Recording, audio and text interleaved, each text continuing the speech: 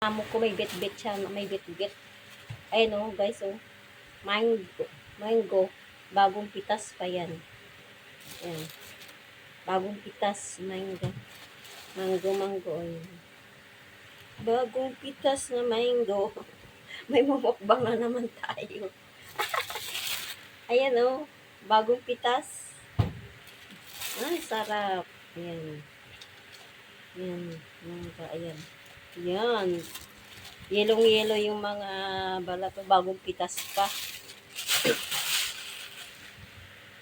Tapos, paglinis ko doon sa garden ko, may nakuha ako ng mga passion fruit. By Shanko dito sa Chinese. By Shanko. Masarap ito siya gawing juice. Yan. Yeah. Hihiwain ko nga lang kasi meron pa ako dyan sa loob ng ref. So, gawin ko siyang juice. Vitamin C din yan kasi ano yun siya maasim-asim. Tapos, bawat uwi ng amo ko may bit-bit. Bit-bit niya mangga. Tapos ito naman oh. Labong. bawat uwi niya may bit-bit siya. Ayan oh. Labong. Tambo. Tapos andun yung sa labas yung langka. Hindi ko kinuha kasi matago. Ay naku, may himay-himay na naman ako. Tapos ito yung saging. Bawat uwi may bit-bit.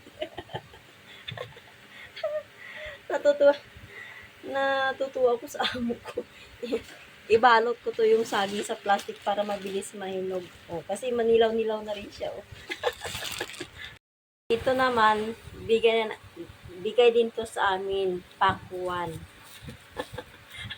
Hindi na ako makahinga sa pang prutas dito.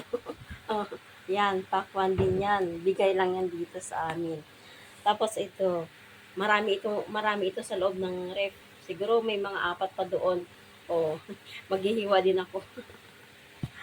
Ay, puro prutas kami. Kaya kahit di ka kumain ng kanin, okay lang. Pero minsan, hindi ko maiwasan. Kakain pa rin ako kasi mabilis ako magutom. Mabilis din ako mabusog. Wala muna ako diet. Kasi tapos, di ba? Wala muna akong diet sa ngayon. Samantalang kakaubos lang namin ng karang araw yung 3 piraso na maliliit na pakwan. Tapos may nagbigay na naman sa amin ng pakwan. Hindi ko alam kung matamis din ito siya. Di ba? Yung loob ng ref namin puro prutas. Hindi ko pa nga dyan na ubos yung longgan ko dyan eh.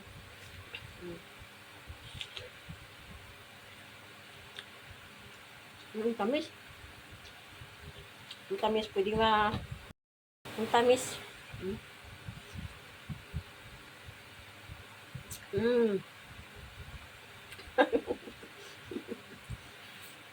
Ang sarap.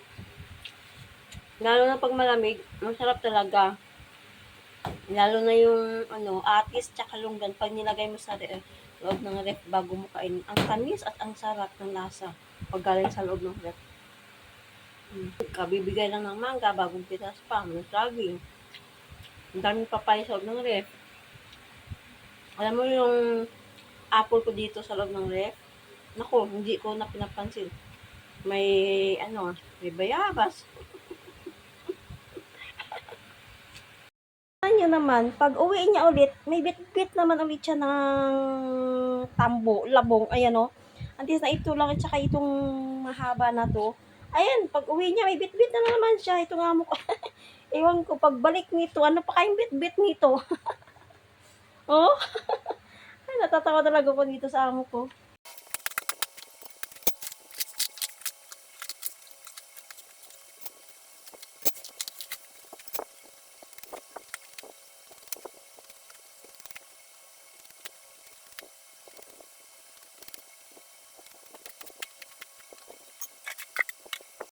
Ayan na guys, yung labong.